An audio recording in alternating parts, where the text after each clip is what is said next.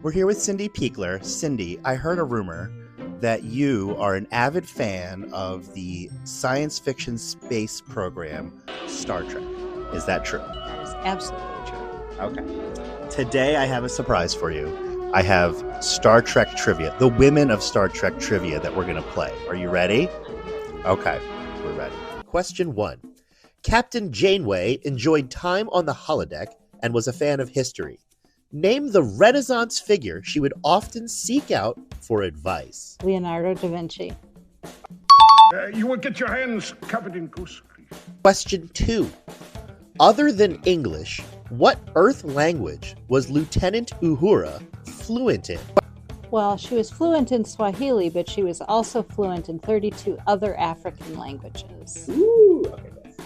Question 3. Counselor Troy's mother, Lwaxana Troy, played by Majel Barrett, had a rather lengthy title. Can you recite it?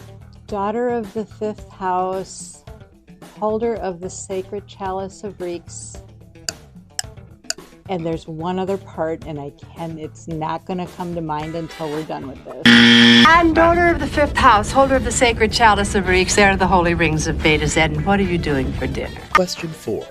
The USS Enterprise C is featured in the Next Gen episode, Yesterday's Enterprise. Can you name her captain? Not at the moment. Rachel Garrett.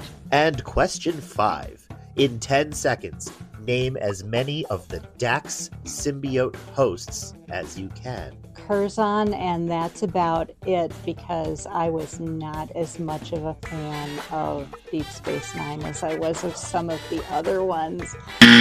Sorry, Audrey, Tarius, Duran, Curzon.